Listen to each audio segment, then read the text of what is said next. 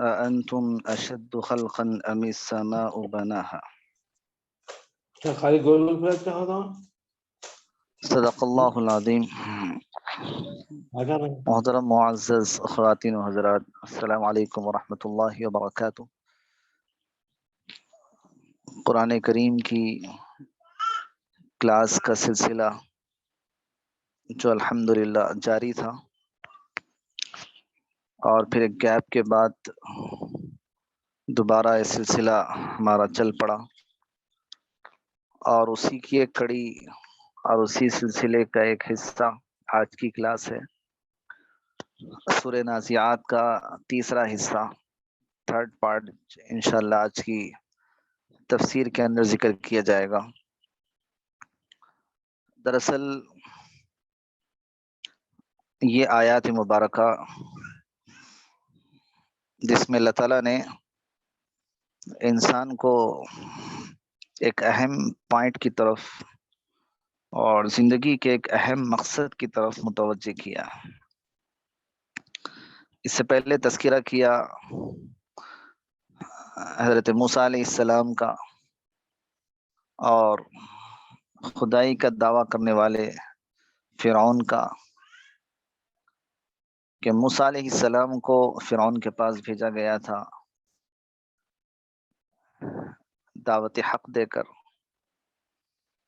لیکن فرعون نے سرکشی کی، تکبر کا، غرور کا اس نے مظاہرہ کیا، یہاں تک کہ اس نے کہا انا ربکم الاعلی، میں تمہارا سب سے بڑا رب ہوں، تمہارا سب سے بڑا خدا ہوں۔ اللہ تعالیٰ نے پھر اس کی جو پکڑ کی ہے اس تکبر پر اور اس نخوت پر، کہ فَأَخَذَهُ اللَّهُ نَكَالَ الْآخِرَةِ وَالْأُولَى، کہ اللہ تعالیٰ نے اگلے پچھلے تمام لوگوں کے لیے اس کو ایک عبرت اور نصیحت کے قابل بنا دیا۔ تو اللہ تعالیٰ نے یہ فرمایا کہ دیکھو، اس قسم کے واقعات جو پیش آئے ہیں یہ دراصل ڈرنے کے لیے ہیں، یہ دراصل عبرت کے لیے ہیں، کہ اس کائنات کے اندر، اس دنیا کے اندر کسی کو بھی بقا نہیں ہے، یعنی ہم میں سے کسی کو یہاں رہنا نہیں ہے، ہر ایک کو جانا ہے۔ یہاں کا جو چڑھتا سورج ہے وہ ایک دن ڈھل جائے گا، یہاں کی ترقی پانے والی چیز ایک نہ ایک دن وہ زوال کی طرف اور ڈکلائن کی طرف، نیچے کی طرف آ جائے گی۔ تو انسان کو بھی ایک دن، چاہے وہ کتنی جوانی اور اپنی صلاحیتوں اور اپنے سب کچھ چیزوں کے ساتھ عروج پر ہو، ترقی پر ہو، بلندی پر ہو، تو ایک نہ ایک دن بنسبت آسمان کے، آسمان کو اگر دیکھے کتنا لمبا، کتنا چوڑا، کتنا وسیع، کتنا عریض اور کتنی بلندیوں پر ہے، ویسی یعنی بھاری بھرکم مخلوق کو اللہ تعالیٰ نے جب پیدا کیا، اور بغیر عمد ترونہا، بغیر کسی ستون کے اللہ تعالیٰ نے اس کو ٹھہرا دیا، تو ایسی چیز پر جب قادر ہے تو انسان کو پیدا کرنا اللہ تعالیٰ کے لیے کون سا مشکل ہے؟ انتم، یہ جو ہے استفہام، سوال کے لیے، کوشچن کے لیے، انتم اشد خلقا، کیا تمہارا پیدا کرنا زیادہ مشکل ہے، زیادہ سخت ہے، ام السماء، یا آسمان کا، بناہا، جس کو اللہ تعالیٰ نے بنایا ہے۔ تو اللہ تعالیٰ نے جس کو بنا، یبنی بناء کے معنی آتے ہیں بنانا، تو جو آسمان اللہ نے پیدا کیا اس کو اور انسان کو، دونوں کو کمپیئر کریں گے تو دونوں میں آسان کون سا نظر آئے گا؟ انسان۔ آسمان اس سے زیادہ مشکل ہے۔ یہ بات الگ ہے کہ سائنسی دنیا کے اندر لوگوں نے آج تک آسمان کو، بہت سے سائنٹسٹ نے تسلیم نہیں کیا اور یہ کہا کہ آسمان کوئی چیز نہیں ہے، وہ ایک دھواں ہے، وہ ایک فوگ ہے، یہ ہے، وہ ایک اپنی حقیقت سے، چونکہ اپنی عقل کے حساب سے چلتے ہیں تو اس لیے انہوں نے ظاہری آنکھوں سے دیکھ کر اس کو انکار کیا، لیکن حقیقت یہ ہے آسمان ایک مخلوق ہے، آسمان اللہ تعالیٰ کی پیدا کی ہوئی ایک چھت ہے جس میں دروازے ہیں، جس میں سب کچھ ہیں، جیسا کہ معراج کے موقع پر اللہ کے نبی صلی اللہ علیہ وسلم آسمانوں کا سفر کیے تھے. خود احادیث مبارکہ کے اندر ہے کہ انسان کی روح یہ آسمانوں پر جاتی ہے اس کے انتقال کے بعد. ایمان والے کی روح ہر آسمان پر اس کا استقبال ہوتا ہے اللہ کی طرف سے. تو آسمان ایک مستقل ایک شے ہے، ایک چیز ہے، ایک مخلوق ہے. تو ایسی بھاری وزنی چیز کو اللہ نے پیدا کیا، اس کے مقابلے میں اس کے کمپیریزن ٹو انسان یہ تو ان کے لیے بہت آسان ہے. تو انتم کیا تمہارا یعنی تم لوگوں کا پیدا کرنا زیادہ مشکل ہے؟ ام السماء یہ آسمان کا کہ بناہا کہ اس نے اس کو بنایا ہے. رفع سمکہا فسواہا 28ویں آیت میں اللہ نے فرمایا کہ رفع سمکہا اللہ تعالیٰ نے اس کی چھت کو بلند کیا. کتنی اس کی چھت اونچی ہے کہ یعنی راکٹ ہو، ہوائی جہاز ہو، اونچی اڑان بھرنے والے، یعنی کتنے ہی جدید اور نئی ٹیکنالوجی کے ساز و سامان ہو، مشنریز ہو، انہوں نے آج تک آسمان کو دریافت نہیں کیا، آسمان کی بلندیوں کو انہوں نے نہیں چھویا، جبکہ کتنی اونچی اڑان سے سفر کیا جاتا ہے. آسمانوں کی بلندی پر اڑا جاتا ہے، لیکن اس کی بلندی کو آج تک کسی نے پیمائش نہیں کی ہے. اور خود دیکھیں جو بڑے طیارے ہوتے ہیں، بڑے ہوائی جہاز ہوتے ہیں، 5-5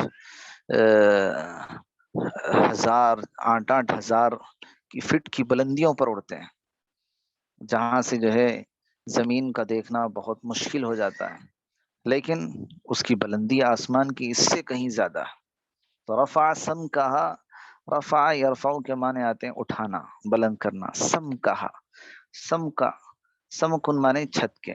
تو اللہ تعالیٰ نے اس کی چھت کو اونچا اٹھایا، فسواہا اور پھر اس کو برابر کر دیا.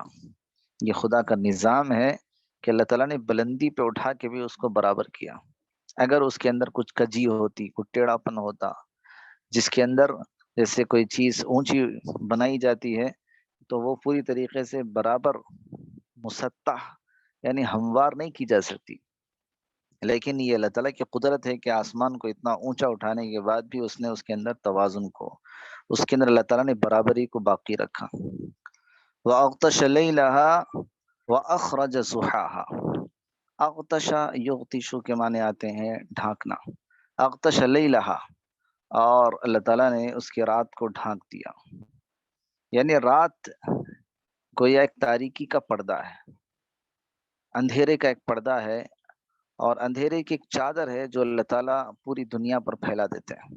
اغتشا ڈھانک دیتے ہیں، لیلہا اس کی رات کو. تو اس کی رات کو اللہ تعالیٰ نے ڈھانکا. وَأَخْرَجَ ضُحَاهَا. اخرج یخرج کے معنی نکالنے کے. ضحا کے معنی آتے ہیں دن کا وقت، چاشت کا وقت. جب سورج اچھی طریقے سے روشن ہو جائے اس کو ضحا کہتے ہیں. اس لیے صلاۃ الضحیٰ کے معنی چاشت کی نماز کے آتے ہیں، جو تقریباً 8:30-9 بجے سے لے کر 11:30 تک کے درمیان پڑھی جاتی ہے. یہ چاشت کی نماز ہے. تو اخرج ضحاہا کہ اس نے اس کے دن کو نکالا. تو رات کو ڈھانکنے والا بھی اللہ ہی ہے اور دن کو نکالنے والا بھی اللہ ہی. والارض بعد ذلك دحاها اور زمین کو اس کے بعد اللہ تعالیٰ نے بچھا دیا.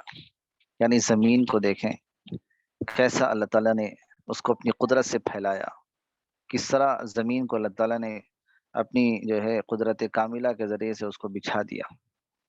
اور یہ نہ اس کے اندر سختی رکھی اور نہ اس کے اندر نرمی رکھی، بلکہ اللہ تعالیٰ نے اس کے اندر سختی اور گرمی کو ملا کر اس طرح درمیانی نظام اور توازن قائم کیا کہ اس میں ہزاروں یعنی وزنی چیزیں قائم ہو جاتی ہیں، اور پھر کئی مالے کی بلڈنگیں بن جاتی ہیں اور وہ اپنی بنیادوں کے ساتھ مضبوط قائم ہوتی ہے. تو والارض بعد ذلك دحاها تو اس زمین کو بچھانے والے بھی اللہ ہی ہیں. دحا کے معنی آتے ہیں بچھانا. والارض بعد ذلك دحاها اخرج منها ماءها ومرعاها. اللہ تعالیٰ نے پھر 31ویں آیت میں فرمایا کہ اسی زمین سے اللہ تعالیٰ پانی کو نکالتے ہیں. اخرج یخرج کے معنی نکالنا. ماءها اسی زمین، ہا کا جو مرجع ہے زمین کی طرف ہے، اسی سے اللہ تعالیٰ زمین سے پانی نکالتے ہیں. ومرعاها اور چارہ نکالتے ہیں.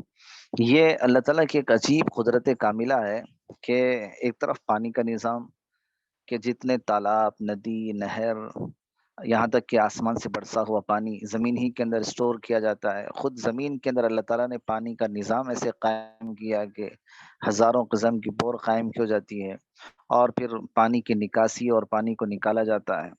تو یہ پانی کا سسٹم اور نظام یہ اللہ تعالیٰ کا نکالا ہوا. وہ مرعاہا، چارہ، یعنی اناج ہے، غلہ ہے، پیداوار ہے، کہ جو انسان کے کام آ سکے، جو جانوروں کے چوپایوں کے کام آ سکے، انسانوں کی روزی اور غذا بن سکے، درندوں چرندوں پرندوں کی جو ہے روزی اور غذا کا نظام بن سکے. مرعاہا، چارہ. تو یہ بھی اللہ تعالیٰ زمین سے ہی پیدا کرتے ہیں. تو یہ اللہ تعالیٰ نے اپنی قدرت کا اظہار فرمایا کہ ساری تبدیلیاں اور یہ ساری چیزیں کون پیدا کرتے ہیں؟ یہ اپنے آپ نہیں ہو سکتی. ایک دنیا کی چھوٹی چیز اپنے آپ نہ بن سکتی ہے، نہ تیار ہو سکتی ہے. کوئی آپ مشین لے لیں، کوئی دنیا کی ایک چھوٹی سی جو ہے چیز لے لیں، اپنے آپ کچھ نہیں کر سکتی. تو اتنا کائنات کا نظام، اور اتنا شمس و قمر، سورج اور چاند کے آنے جانے کا نظام، اور اتنا لیل و نہار یعنی دن و رات کا ایک مستقل اپنی پابندی کے ساتھ نکلنے کا نظام، اور پھر پانی اور پیداوار، یہ ساری چیزیں اللہ کی قدرت کی ایک بہت بڑی دلیل ہے کہ ان کے پیچھے ایک قدرت کار فرما ہے، وہ ہے اللہ کی ذات. تو اخرج منہا ماءہا ومرعاہا، کہ اللہ تعالیٰ نے ہی نے اس کے اندر سے پانی نکالا. مرعاہا، مرعا کے معنی آتے ہیں چارہ، اور اس زمین کا چارہ یہ نکالا. اور چارے سے مراد یہاں پر مختلف غذائیں ہیں، اناج ہے، غلے ہیں، پیداوار ہیں، کہ جس کے ذریعے سے انسان چوپائے سب اس سے نفع اٹھاتے ہیں. والجبال ارساہا، اور پہاڑ کو اللہ تعالیٰ نے گاڑ دیا. ارسا یورسی کے معنی آتے ہیں مضبوطی کے ساتھ قائم کر دینا، یعنی زمین جنبش نہ کر سکے، زمین کے اندر کسی قسم کی حرکت نہ پیدا ہو. اللہ تعالیٰ نے وزنی اور بھاری قسم کے پہاڑ اللہ نے زمین کے اندر قائم کر دی. جبل کی جمع آتی ہے، پلورل آتا ہے جبال. ارسا یورسی کے معنی آتے ہیں قائم کرنا، گاڑ دینا، جمع دینا. والجبال ارساہا، اور پہاڑ کو اللہ تعالیٰ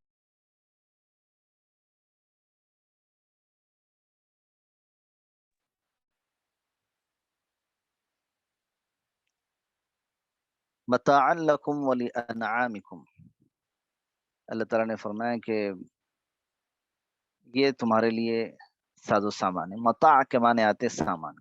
متاعا لکم، یہ تمہارے لیے سامان ہے، زندگی کا سامان. ولانعامکم، اور تمہارے چوپایوں کے لیے. یعنی جتنی دنیا کے اندر چیزیں پیدا ہو رہی ہے وہ اللہ تعالیٰ سب کی سب زمین سے پیدا کر رہے ہیں، اور ان ساری چیزوں کو اللہ نے فرمایا کہ متاع، یہ ایک نفع اٹھانے والی چیز ہے. ایک ایسی چیز ہے کہ جس سے آدمی کی زندگی قائم ہے، جس سے اس کی اپنی حیات کا وہ ساز و سامان فراہم کرتا ہے. تو متاع لکم، تمہارے لیے ایک سامان ہے. ولانعامکم، اور تمہارے چوپایوں کے لیے، تمہارے مویشیوں کے لیے، یعنی غلہ، اناج وغیرہ پیدا اور درخت، یہ چوپایوں کے لیے اور انسان کے لیے زمین کے اندر سے اللہ تعالیٰ اگا ہے. اور یہ سب کے نفع کے لیے. وَلِأَنْعَامِكُمْ، تم بھی نفع اٹھاؤ، اور تمہارے مویشیوں کے، تمہارے جانوروں کے نفع کے لیے. فَإِذَا جَاءَتِ الطَّامَّةُ الْكُبْرىٰ، دیکھیں کہ 34ویں آیت کے اندر، اور جب اچانک ایک بڑا ہنگامہ چھائے گا. فَإِذَا،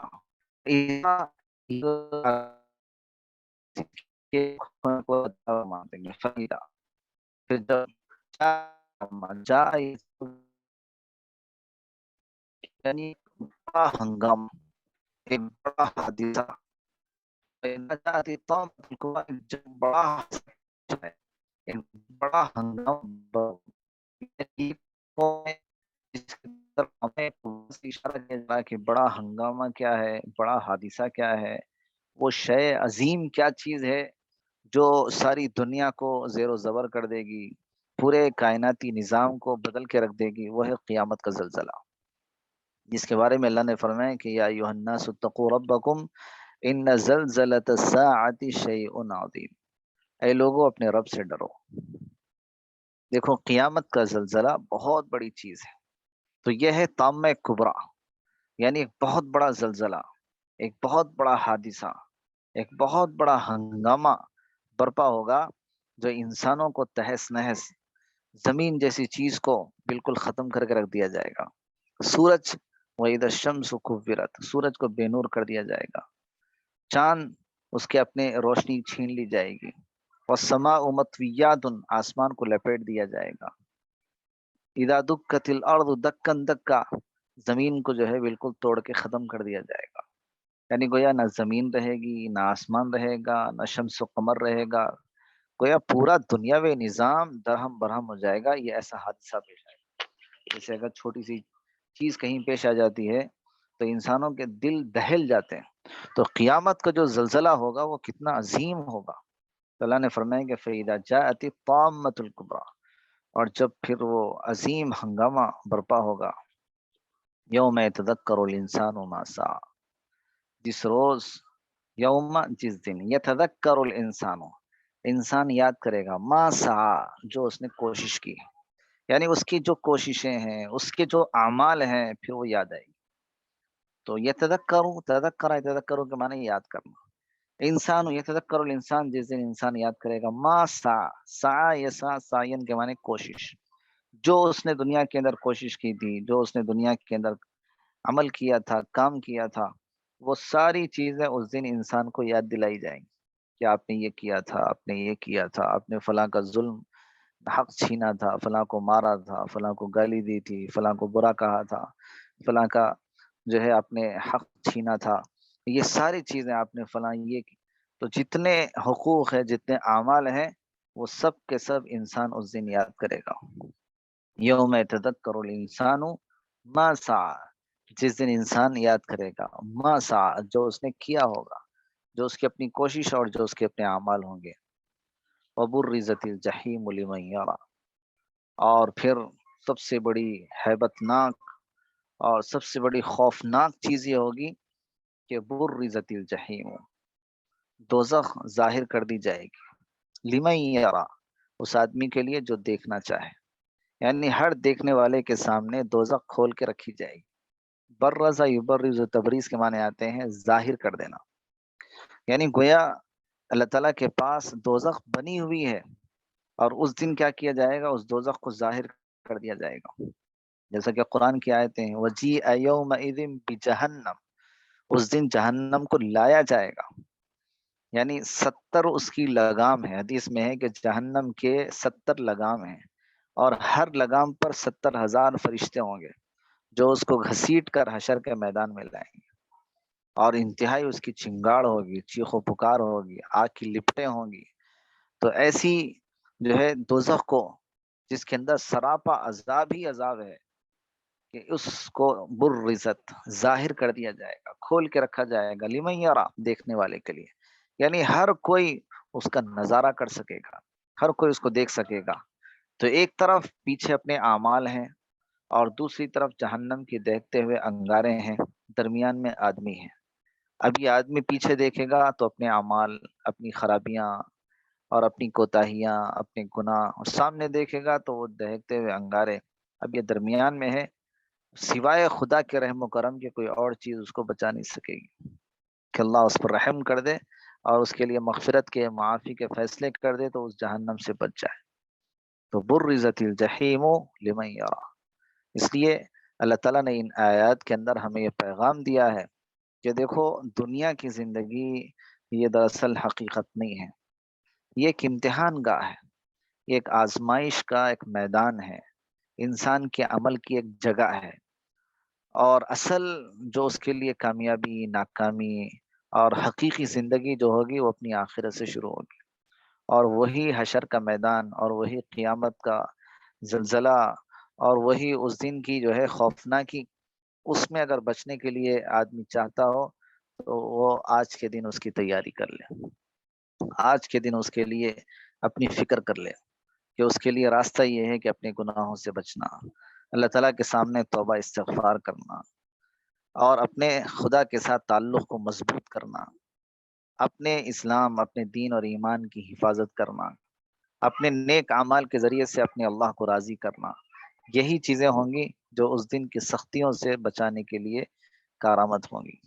اللہ تعالیٰ سے دعا ہے کہ اللہ تعالیٰ ہم سب کو جہنم کی سختیوں سے، اس کے عذاب سے اللہ ہم سب کی حفاظت فرمائے، اور اس دنیا کے اندر اللہ کی مرضیات پر چلنے کے اللہ ہمیں توفیق عطا فرمائے۔ تو آج کی کلاس کو انشاءاللہ یہیں پر اینڈ کیا جائے گا۔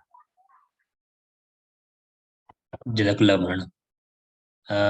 سامعین میں سے کوئی اس سورہ کے تعلق سے کوئی سوال ہے تو سوال کر سکتے ہیں۔